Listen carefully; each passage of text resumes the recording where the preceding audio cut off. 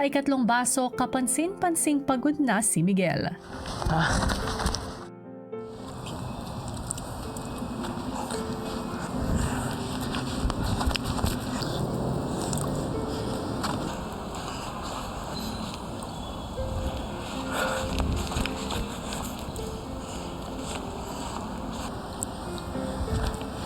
Kuya, puno na po. Sa 100 days po na nandito po kami, tinuturing ko na din po silang pangalawang pamilya po, kuya.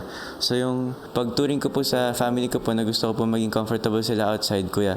Gusto ko din po na maging comfortable po yung pamilya ko dito sa loob ng bahay po. Food, sleep, I'm willing po, kuya, to sacrifice that. For me, a sacrifice po kasi is what my mom did for me po, kuya.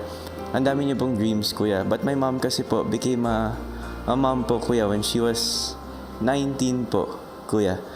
So, syempre, yung dreams niya po na yun, kuya, kailangan niya po i-sacrifice, kuya, para yung dreams po ng mga anak niya, kuya, magampanan po nila, kuya. Ako po yung pinakamalaking nagawan po ng sacrifice ni mommy kasi ever since I was a kid po, kuya, nagsistart na po ako mag-acting, kuya. I was, I think, 5 years old po, kuya. And then, my mom was always with me po, kuya. And dati po siya po yung nagda-drive po sa akin palagi, kuya, sa mga tapings, sa lahat. Sabi ko, ma, anong gusto mo gawin nung bata ka? And then, she told me nga po yung dream niya. Tapos sabi ko, bakit hindi niyo po nagawa? Tapos she told me na, kasi daw, she had my siblings po, kuya, that time. And then, ang naging goal niya na lang daw po, kuya, was yung mga hindi niya po na-experience na dreams na hindi po natupad, kuya. Gusto niya daw po yung dreams daw po namin, kuya, yung matupad daw po, kuya.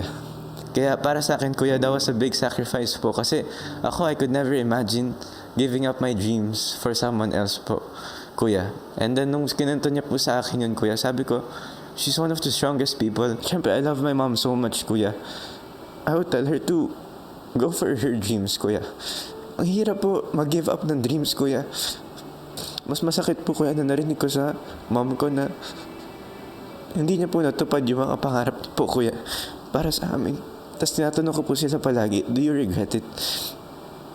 Sabi nila, hindi daw po, kuya, kasi ginawa daw naman po nila yung sacrifices na yun para sa mga taong mahal daw po nila, kuya, at kami po yun, kuya. I'm trying to do my best dito po sa bahay niyo, kuya. Para sa kanya din po. And my family, kuya. But most especially my mom po, kuya.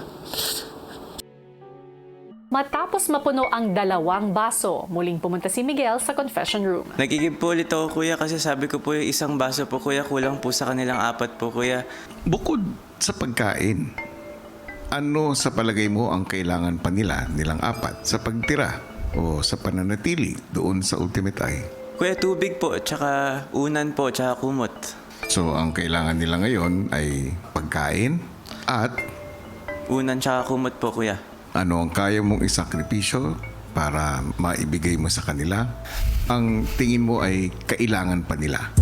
Para sa pagkain po, kuya, willing po akong tumakbo po ng 100 laps po paikot ng pool habang sinasabi po yung word na pagkain po, kuya. Bakit yun ang naisip mo?